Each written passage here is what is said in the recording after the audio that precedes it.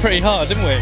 But like that's the great thing, is it's an amazing day and it's so hot everywhere you go, but people are just well up for it. You go in a big tent and it's baking hot, but everyone's up for having a party, man. Well, it's good, like it's a good young crowd, they're well into the music. Like we play a lot of drum and bass and kind of quite, you know, full on stuff, and these kids love it, man. It's wicked, like we really enjoyed that. So you just dropped an essential mix from Radio 1? Yeah, it's 117 tunes in 120 minutes, so it's quite a lot of music, predominantly drum and bass. All the stuff we're sort of representing in our DJ sets, you know, at the moment throughout the festivals, but the sort of 2 hours gave us the opportunity to kind of experiment a little bit. So we played a bit of electro, we played some trap, we played, you know, we went all over the place with it, so it was really good fun. Doing some remixes now that the album's out the way, and yeah, extensive DJing. We're playing at all these sort of UK festivals. We're at Wakestock tomorrow, and then Dower Festival on Thursday, then Campus Festival in Hungary next Saturday, and then Sunday we're at BCM in Magaluf. Oh, that's a difficult one. What do you mean? Well, no, we actually, I don't know. We both wear trousers. Tell me your biggest epic fail as a DJ. Nick's got a few. I've got quite a few, hundreds probably, but one of the most notable ones was in a stadium in Russia, and there was about 20,000 people. And I played the first track at the wrong speed, so it was about 10 times faster than it should have been, and I was totally smashed, so I didn't know what I was doing, but anyway, that was fun. Would you eat a live hamster for £1 million? No. Definitely, yeah.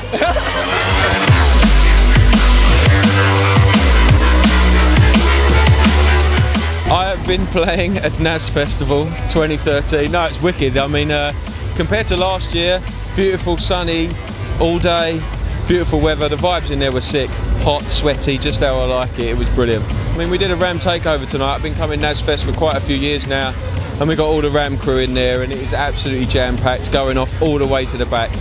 Couldn't have wanted more. No. I mean, this year's been phenomenal already. I can't believe it. I can't believe we're in July. I mean, just enjoying the festival season, really. You know, been on tour, Australia, Asia, been in and out of America. You know, stuff going really well with the label. We had Loadstar album, we got Wilkinson album, Hamilton mini LP. Would you eat live hamster for £1 million? No way. No way. No, it's never going to happen, is it? Let's face it. It's hardly one of lifestyle levers. Thank you very much for having us.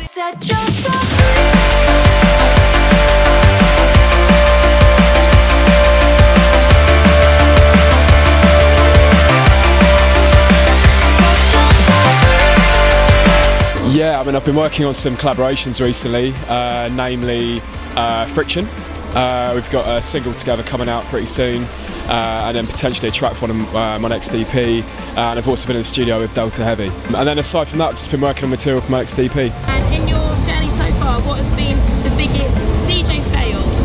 I had a pretty nasty CD skipping moment in Brighton once, and it wasn't played down at all. Like, literally the MC was like, "What is that? What is that?" Like, the music just went dead, and I literally wanted to crawl out of the club. But yeah.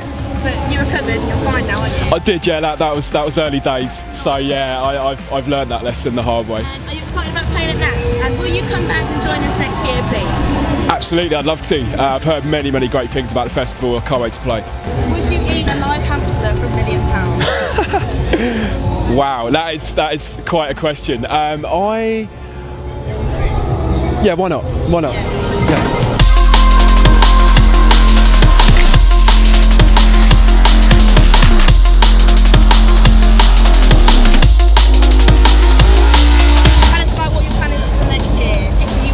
I've just it's mainly to get my album finished. That's my immediate plan.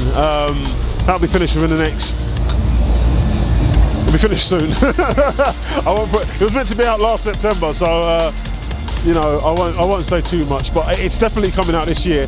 That's the main thing. Get the album out. I just can't wait for everybody to hear it. It's just, I think it's so good.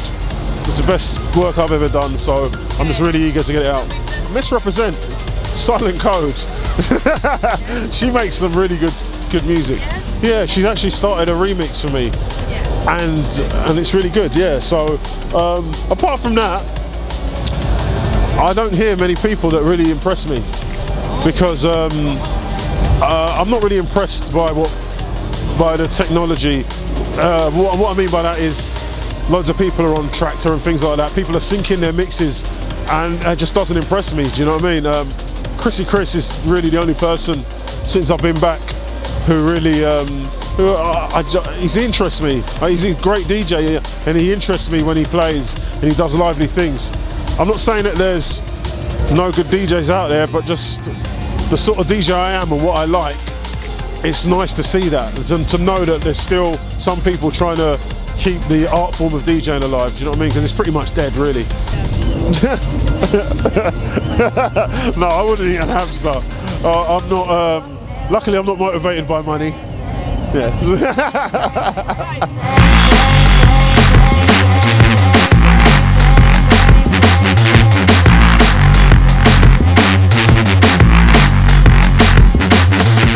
I'm fine, thank you, and I've been in bed all day, resting from last night, and I not long woke up and drove down to here. It's time to party. Never played NASS before. Am I excited? Well, not until I just walked in there and seen how many people's in there. I was like, whoa, looks pretty as well, yeah. So yeah, kind of excited, but we'll see how it goes. Hazard, obviously you had time tripping. Where is your inspiration coming from for stuff like that? Don't know, I just make it up, really just go in and see what happens. And sometimes you try and find something a little catchy and something funny. Sometimes something funny to make a little joke out of it, and then it all just fits together sometimes. Most of the time it doesn't work, but you don't get to hear them ones. Right, and also I wanted to ask you about Mr. Happy. Do we have to? Do you get this question a lot? Yeah. I get all sorts of questions about it. I just want to know what you think about it. I think it was, don't get me wrong, it's done me really well. I mean, but it's dragged on a bit now. I think it's time to let it go. But I'd love to go in there and not play it. But then I'll get 10 messages tomorrow saying, why didn't you play that? There's a lot of new kids that, you know, come through, they leave school at their 16s, 17s, whatever, and then that tune's new to them. And so sometimes you've still got to play that, even though I want to let it go. Sometimes you've got to play it, but it's annoying. I'll give it that. Would you eat a live hamster for £1 million? Of course. Yeah, I'll do that. I'll do it now. You got £1 million? No, I don't know. £10?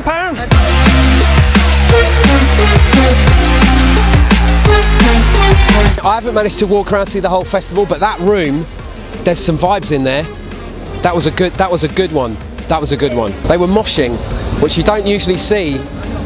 As a, you know, being a female, I can understand that.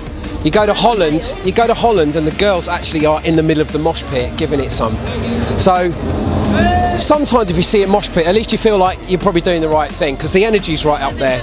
Festivals coming up, obviously, with it being the season. Going to America for a few gigs. Got a load of European things coming up. We're currently touring the Virus 15 years, so that's another party. We've done about 6 or 7 parties, a couple in the UK, some abroad. They've been fantastically successful, really, really good. Pleased with those so far, so a few more of those to do. We're trying to organise another one for London in October, but as we all know, the venues in London at the moment are having an absolute mare. I mean, the London club scene is, it's such a shame, and it seems to be struggling a little bit. Alright, behave. So yeah, it's alright, there's always one. Aside from that, plugging away in the studio. Yes. Got some solo stuff on the boil. Ed Solo stuff. There you go again with that Ed Solo stuff. I think you've got a bit of a fixation over there. Working on an album with Optical that's going to be coming on Virus. And I'm starting my own label called Piranha Pool that's going to be showcasing a lot of my solo stuff and some other stuff from sort of young up and coming producers that I think need a little bit of a platform and a bit of help. On there. So there's a few bits in the pipeline. First release is going to be me and audio. Got some other stuff from audio coming, some more stuff from me. There's this guy called Distant Future who's from Russia, who's making some amazing sounding stuff, so I'm going to be supporting him a lot. Just making some records with a bunch of my friends really and putting them out, so it's going to be fun. Oh yeah, falling off stage. Yeah, that was pretty bad. I was in Estonia at an outdoor festival, and the front part of the stage for the MC was actually, you know, quite vast. They had a lot of room to jump around, but behind the decks was literally like maybe 3 foot of wood, and I was getting a bit carried away, jumping around a little bit too much. One step too far back, see you later. Disappearing DJ. It's the best magic trick you've ever seen though, from an audience point of view. Like, how the hell did he do that? £1 million. I probably would.